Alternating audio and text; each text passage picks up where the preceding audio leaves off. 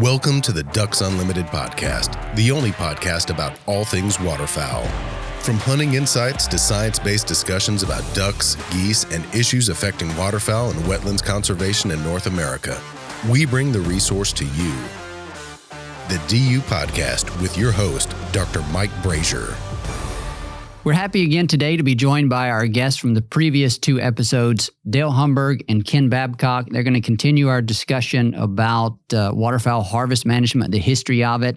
We concluded the previous episode with the Migratory Bird Treaty Act and challenges to it, the classic case of Missouri versus Holland that made it all the way to the Supreme Court and basically upheld, in not so many words, upheld the constitutionality of the Migratory Bird Treaty Act or the federal government's enforcement of it. So now we're going to move into the transition era, when the federal government had been given jurisdiction, it had been upheld, and now the states are wanting to become important partners in this process. So Dale and Ken, thank you again for joining us here on the podcast. Hi, Mike. Great to be back. Okay, I want to do a quick recap just to put a finer point on the Migratory Bird Treaty Act or the Migratory Bird Treaty and what it eliminated. I think in an earlier discussion that we might have had offline, Ken, I had proposed to you a question about, in word, did the Migratory Bird Treaty end market hunting? Did it end the sale of wild game and the migratory birds? And in fact, it did. There's some very specific language about that it brought an end to the way of life of many people back in the day. And so this was not an easy pill to swallow for a lot of people, for a lot of the state governments. As I've already introduced on this episode, the Missouri versus Holland case. But then, so you've taken care of the states and their opposition to this, but there are still a lot of individuals that had made a living off of this resource, the migratory bird resource, and they weren't just going to stop their activities overnight. There continued to be a lot of violations and continued to be the need for enforcement. So as we got beyond 1918, Ken, what type of enforcement actions needed to be taken? Was there money available for enforcement? What type of uphill battle did we face in regard to actual in-the-field enforcement of the Migratory Bird Treaty Act? Well, Mike, I'm sure as you can imagine, as we can all imagine, that the sting from the Supreme Court decision that clearly gave the federal government the authority to control and regulate the harvest of all migratory birds, as you stated, did not set well. And in many instances, the states said, well, okay, federal government, if this is your responsibility and your authority, you take care of it. And there were many state agencies that said, we're not going to enforce these regulations. And as a result, many people felt somewhat empowered to continue the activity. But as time went on, and we'll get into discussions later on and probably into the late 20s and early 30s, and waterfowl populations began to decline, there became a bigger interest at that time in terms of enforcement. And keep in mind that initially the authority for carrying out the provisions of the Migratory Bird Treaty Act was given to the Secretary of Agriculture. And Secretary of Agriculture probably had bigger fish to fry, so to speak, in terms of carrying out his responsibility than worrying about enforcing migratory game bird laws. There's a classic book that most waterfowl managers will be familiar with, and the title is Flyways, and it details some of they're sort of mini biographies in some respect, certain parts of the book about the people that were the pioneers in waterfowl management across North America. And I think there's a little chapter in there, segment in there about a federal game warden describing some of what they encountered in the early days. And, I think it might have even singled out some of the states of Illinois, maybe even Missouri and Louisiana as being some of the areas of focus where people continued to hunt in the spring or continued to shoot over the limit. And so that's the federal game wardens as they began to hit the hit the land, focused in certain areas. And so, it was certainly a long road and a lot of interesting stories about that and what they encountered. Dale, I know you did a lot of research leading up to this. Anything that you came across with regard to enforcement of the Migratory Bird Treaty Act in those early years? No, Mike, just as Ken pointed out, it really flew in the face of what people were used to doing. I'd be surprised if there was enough enforcement during those early years to really have an effect on implementation of the regulation. The number of people on the ground, the funds necessary to support people in positions were lacking. And I think, as we'll find in discussions later, it wasn't until sources of funding became available that some of those efforts, in fact, were really enhanced. Probably one of the more important parts of that era, and we'll talk about this, I'm sure, as well, is that one of the key reminders was as we got into the 30s and things dried up, people became readily aware that there was perhaps a limit to this previously considered no end in sight resource. At this point in time, I think it was just a matter of people getting used to what was a pretty dramatic change in what they were allowed to do and who's responsible. There are a lot of things that were happening with regard to migratory birds back in this era.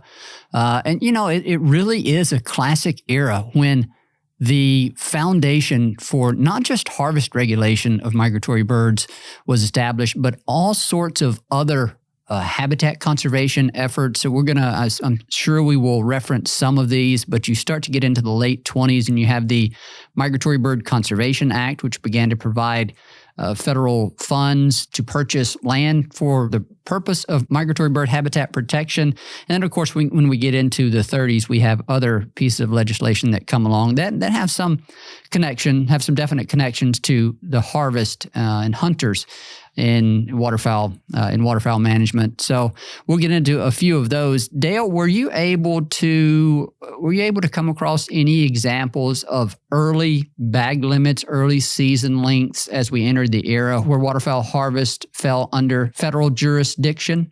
Perhaps most notably, during the 1920s, for the most part, seasons were relatively liberal. And for the most part, 1921 is an example. The bag limit was 25 on ducks and, coot, rails, and so on, 25 in the aggregate among those species.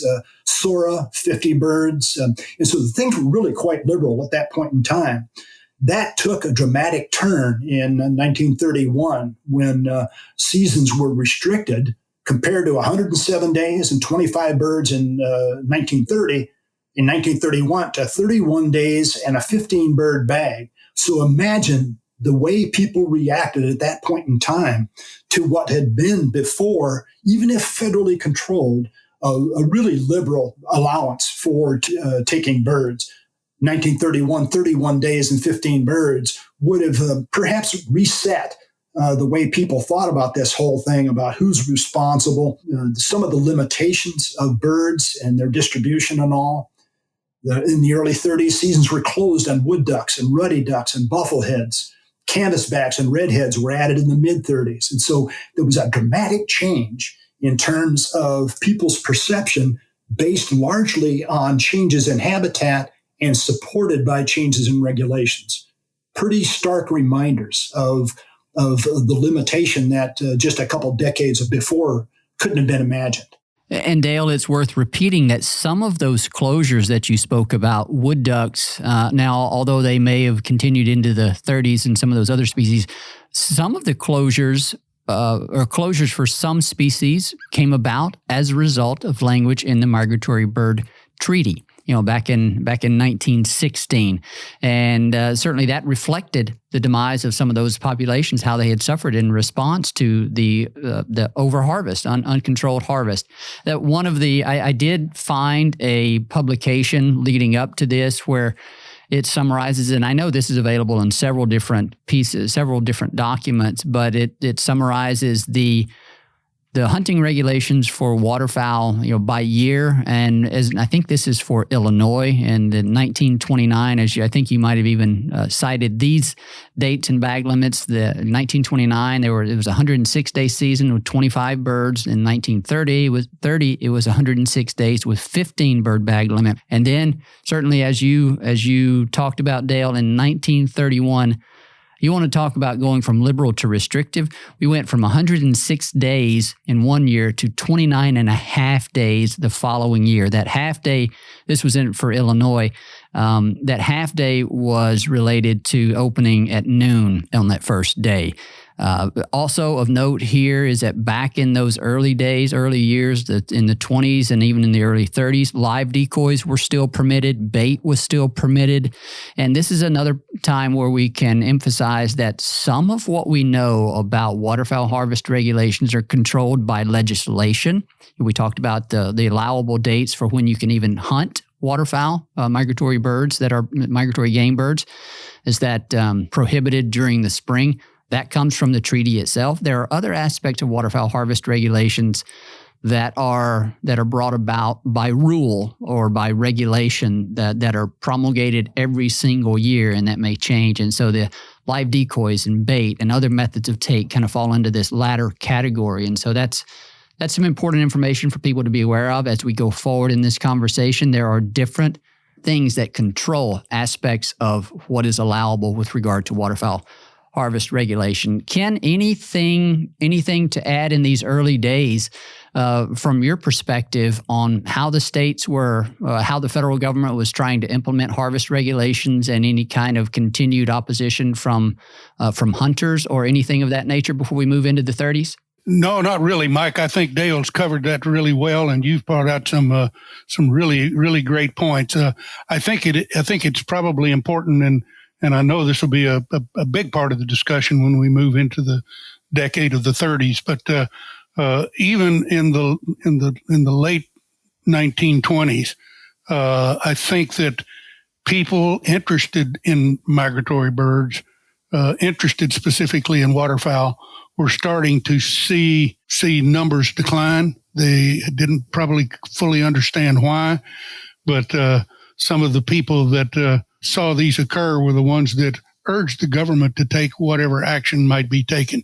I think it's important to, as we talk about this and we talk about government authority, whether it's national, international, or state, that ultimately the power is, in my opinion, is with the people that want to see the government exercise its responsibility in a way that is favorable to the people as a whole.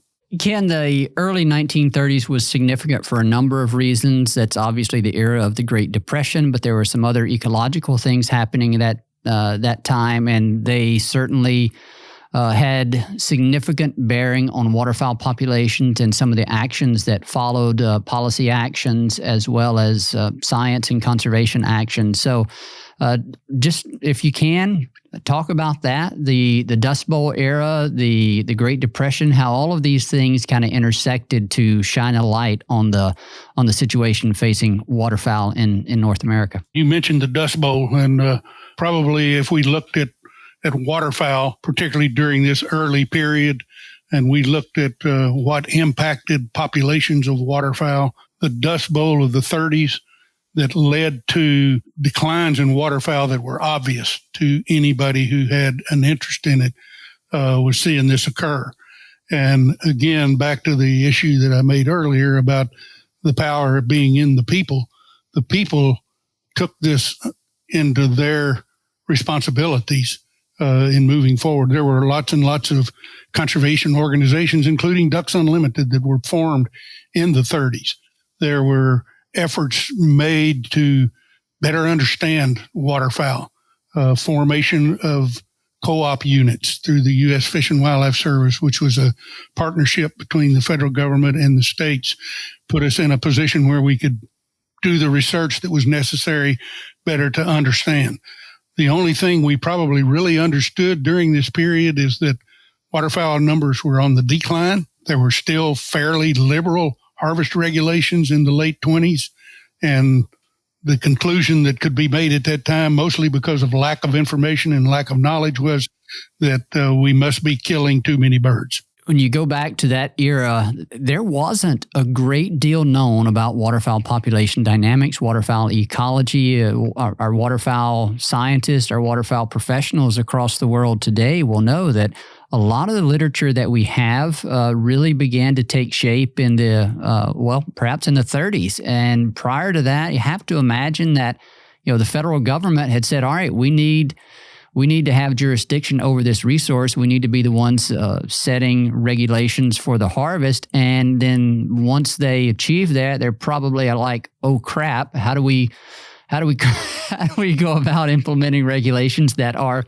biologically justifiable? Dale, I have to imagine in some respects it was kind of like flying by the seat of our pants. Ken, you referenced that the 1930s became an era when we realized we need to learn a lot about this resource, not just because of what was happening environmentally with the Dust Bowl and the strain that it brought to the habitats that waterfowl depend upon, but also because of the need to understand allowable harvest regulations and their impact. So Dale, I know you looked into this a lot. Whenever the Migratory Bird Treaty Act came about, it gave I believe at the time, the Secretary of Agriculture, you correct me on this if I'm wrong, the authority to set regulations. What type of information were they using? Do we know back in those days to set regulations? Because all of this ultimately led to the recognition that we need to learn a lot more. What do we know about those early days, Dale? As we mentioned, it wasn't until the early 1930s that were really very much in terms of restrictions on season length, bag limit, that type of thing. What's notable, and as early as 1920, 1921, the Secretary of Agriculture, through a committee, Migratory Bird Treaty Act Advisory Committee that included partners and so on, were really more focused on the methods by which birds could be taken. And so, a decade prior to the restrictions in season length or bag limit, there was an effort to say, here's how you can take birds. And so they could be taken during an open season, which was defined. They identified certain species that could or could not be taken. Could only be taken by a gun not larger than 10 gauge, fired from the shoulder. In other words, not a punt gun. Might be taken during an open season from land or water with the aid of dogs and use of decoys from a blind or floating device. So the effort during that early decade prior to the 30s was to define how birds could be taken or not taken, whose responsibility it was to do that. And so, as you pointed out, Secretary of Agriculture ultimately approved by a proclamation of the president was how those seasons were implemented. And what we knew biologically was really, really limited. One evidence of that is that the nature of seasons that were set at that point in time were done by latitude. So northern states had a season set somewhat earlier. So from Maine all the way across to Oregon was one latitude, one band, if you will, of states that had a different season from those that were mid-latitude, from those that were south. So it wasn't oriented on the biology necessary as it was on birds' availability for hunting.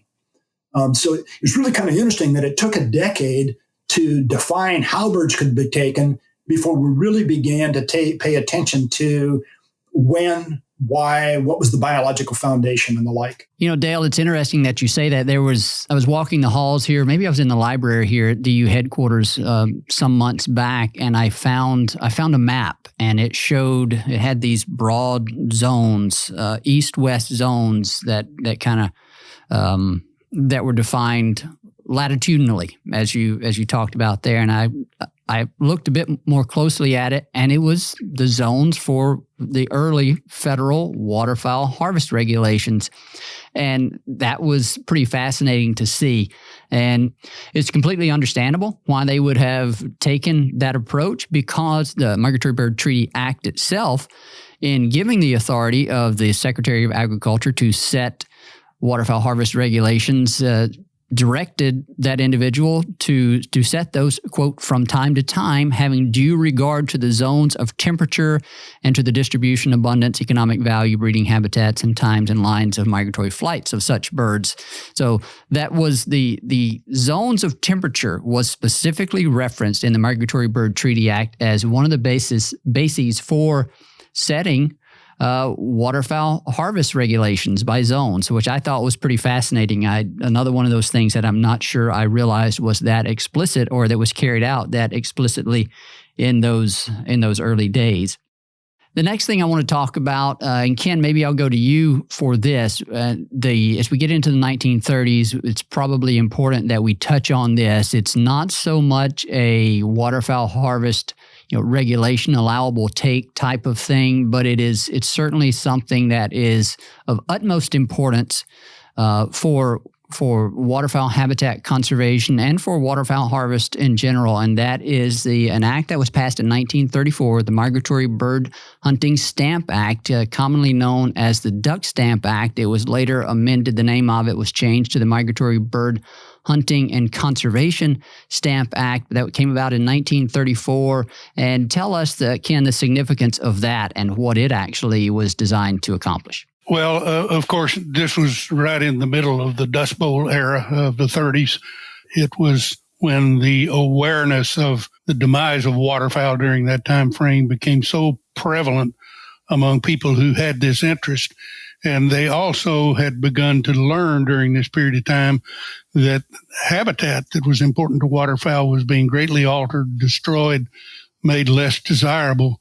And there was a realization that there needed to be some source of revenue that could be generated that would help establish a habitat base for the long-term sustainability of this resource. And that was the primary basis of passing this act. Probably at the time it was not considered as important as it has proven over years, but it also became a source of identifying who were people that hunted waterfowl. Where were these people? How many were there? What was their harvest? So the original intent of this was to generate money to protect and preserve habitat through the federal government. The ultimate benefit of it far exceeded that and continues to do so over the years. And I wanted to mention that, Ken, because of its intersection with hunters. It's required by hunters age 16 and older, waterfowl hunters age 16 and older. And as you said, it is certainly a phenomenal source of financial resources that have helped conserve, protect habitat for waterfowl, but also many migratory birds and other wetland-dependent wildlife beyond that. So it certainly bears mentioning. And this is, again, the 1930s is an era where we started to realize quite quickly that we needed more information. We needed greater scientific understanding of waterfowl populations. Matter of fact, the first attempt at a duck census, I believe, was at 1935, the International Wild Duck Census of 1935. Do I have that right? Yes, that was the first attempt. And that's pretty remarkable, thinking about, the waterfowl breeding population and habitat survey that we know today did not become fully operational until 1955. But 20 years prior to that, we were attempting to census the wild duck population. It was conducted in the fall, I believe in August, if I remember correctly, and across some of the prairie provinces, and then maybe North Dakota, South Dakota, and Minnesota. It's almost mind-boggling to think that we would be trying to do something like that back in the day. But again, it just goes to demonstrate the insightfulness and the determination of these people to try to enumerate a resource over such a vast area.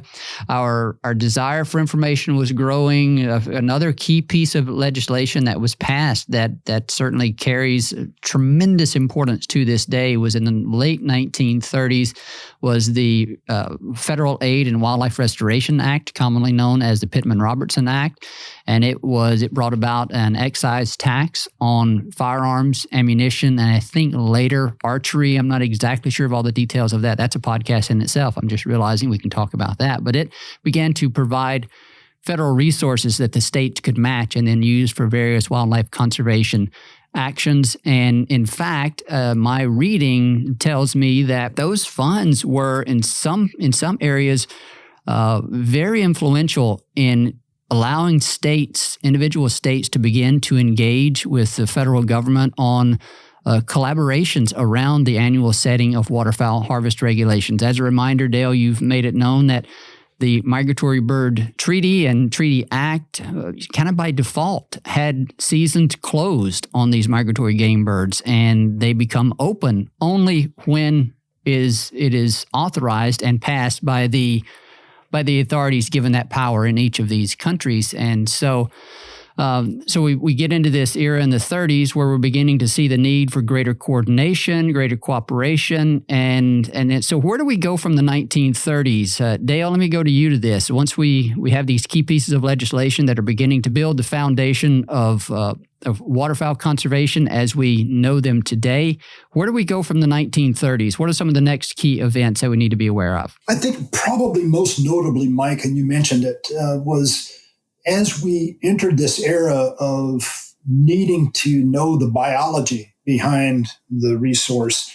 First, as you mentioned in the mid-30s with the wild duck census, how many are there and where are they? And so anybody who spent any time flying surveys at all, you just have a hard time imagining the logistic constraints of trying to fly across Canada, given fuel, the aircraft of the day, and so on, just to find out how many birds there were. And when you look back at that report, it's really pretty amazing that we're able to develop the amount of information that they could from that survey.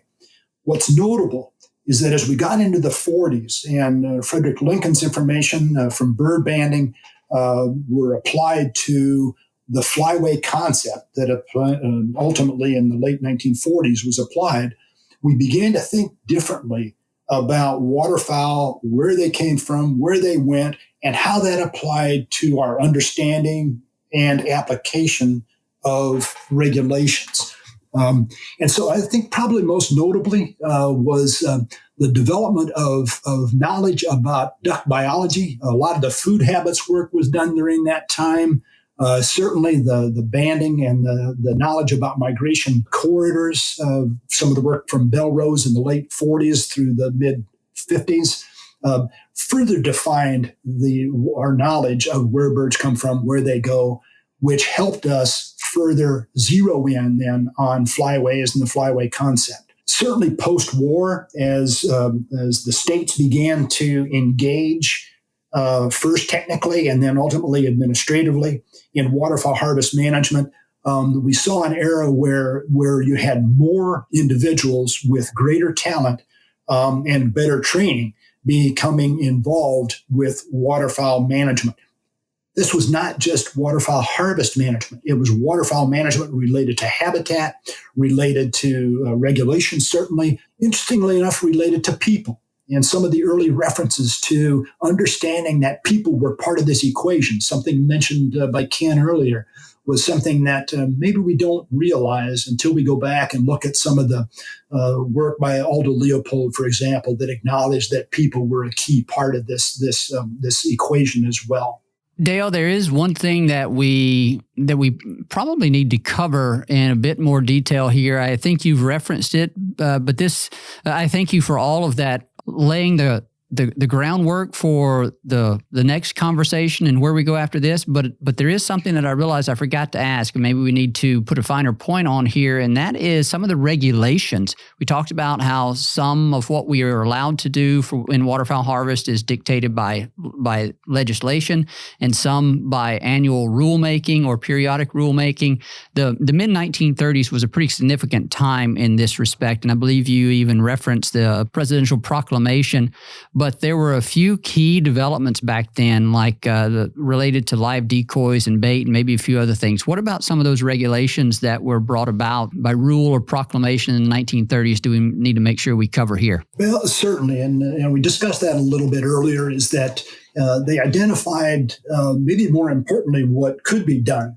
So imagine the question, well, what do you mean by taking?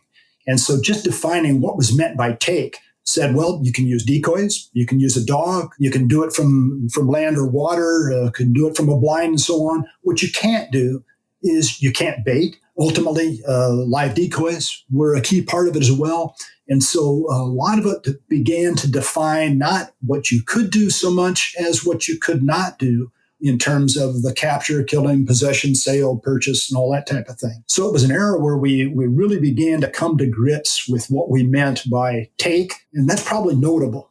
Dale, I'm looking at a table here, and for those that are, a lot of times we get the question, well, when did this change, or what year did that come into effect? And I'm looking at this table, and if this is representative of the federal, which I guess it would have been representative of the federal regulations at the time. It looks like 1935 was 1934 would have been the last year that live decoys were permitted. And even prior to that, there had been a limit imposed on the number of live decoys, at least here for Illinois. In this table I'm looking at, the limit in 1932, 33, and 34 was 25 live decoys. You could not use any more than that. But then in 1935, they were not permitted. Bait was not permitted after 1935. And then also the 3-shell law came into effect, it looks like, in 1935. So that was a pretty key year in terms of some of the regulations as we currently know them and whenever they were actually brought into effect. Ken, anything to add from your perspective on some of those regulations? Anything that we've missed here in the 30s? A couple of things that I would mention, Mike. First of all, I think it's important to point out that the waterfowl survey, the duck survey that was done across the breeding areas of Canada was done by More Game Birds in America, which was the precursor of Ducks Unlimited. And I think that survey, and I'm like Dale, I haven't flown as many hours of surveys as Dale did, but I flew enough to know that, wow, the people that did that survey, that designed that survey, were way, way ahead of their time. But I think the information from that survey not only gave us an idea of how the duck population may be in existence at that time, but more importantly, it pointed out the demise of habitat. This was a period of time when they flew miles and miles and miles and saw lots of potholes with no water in them, no ducks in them. And this actually led and began the understanding that habitat, and particularly habitat on the breeding grounds, is very important. That's why when Ducks Unlimited was formed in 1937, its focus was to raise money in the United States, send it north of the border into Canada so that Ducks Unlimited Canada could do the habitat work that needed to be done. So I think that's just one point in the mid-30s that is important to point out. I think the other regulations, and it's interesting to note that it was in 1935 that the ban was put on use of live decoys. As a kid in the early 1950s in Arkansas, it was still pretty easy to find English call ducks, as they were called at that time. And because they were smaller, I know people weren't raising them to eat. They were raising them to use in duck hunting. So even though we were in a new era of waterfowl management, there was still some resistance on the part of people that wanted to use the old ways. There was a gentleman that I met at Swan Lake National Wildlife Refuge. He didn't work for the refuge, but he was the last person that I knew that actually spent a little jail time for hunting over bait in the spring. And that was occurring in the 50s and 60s. So even though we had reached that era of changing in regulations and changing, it took quite a little while for that to take hold like it has now. You know, Mike, it's interesting that you can find in congressional testimony of the day, you can find in various publications, the things that really identify and characterize the disagreements.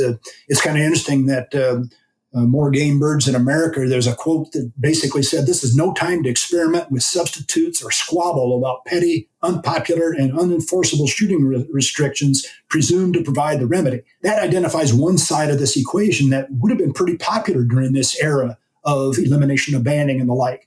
At the same time, Dr. Perney from Michigan said, the longer I study waterfowl problems, the more convinced I am of the seriousness of long open seasons. So it really sets the stage for this dynamic, this disagreement, both legitimate, that have occurred, over the last century. And so it's kind of fun as we look back at that information to gain a sense of these dynamics of plenty, the dynamics of restriction, the dynamics of weather, and how that influenced how we thought about duck management. Mike, there was one other element in the 1930s that I think is key, and that is that in 1939, the authority for establishing waterfowl regulation was transferred from the Secretary of Agriculture to the Secretary of Interior. And I think that this was a move in a direction to put that into the part of the federal government that probably was not as impacted maybe by the growing agriculture industry during that period of time. So I think that was a very important element. We started this particular episode by me saying we're going to get into the period of transition and the period of cooperation between the states and the feds. And although that was kind of beginning to happen, and I think the people were beginning to see the need for that during this era that we've discussed in the 1930s, we haven't talked much yet about how that actually came to be, how that became formalized. And what I'm going to introduce here is, the administrative flyway system that we all know today. That did not actually come into effect until the late 40s, but believe during this era that we're currently talking about, the 30s and into the early 40s, the need for that type of greater collaboration was certainly becoming apparent. And so the intersection of a greater understanding of the resource, a greater appreciation for their migrations, brought about by some pioneering work by Frederick Lincoln, a scientist with the Bureau of Biological Survey back in the day, helped us understand more about these biological flyway affiliations. And then that kind of sets the stage for discussion about administrative flyways and the process by which states and the federal government began to collaborate on the setting of annual harvest regulations. And I think that's where we want to take the conversation next. I think we need to wrap up here, though, and we're going to ask Dale and Ken to rejoin us here on another episode in the future. We've got quite a bit more to go. We may end up with a dozen episodes by the time everything is said and done. But this is a pretty interesting topic, and there's a lot of material to cover. We're going to miss a lot of it, but we're going to try to touch on as much as we can in the time that we have available to us. So Ken and Dale, thanks again for joining us, and look forward to welcoming you back on a subsequent episode. Thanks, Mike. Thank you, Mike. A very special thanks to our guest on today's show. They've been the guest on the first 3 episodes of this series related to waterfowl harvest management, Dale Humberg and Ken Babcock. As always, we thank our producer, Clay Baird, for the great work he does on all of these episodes and getting them out to you. And of course, to you, the listener, we thank you for your support of the podcast, for spending your time with us, and most importantly, your support, passion, and commitment to wetlands and waterfowl conservation.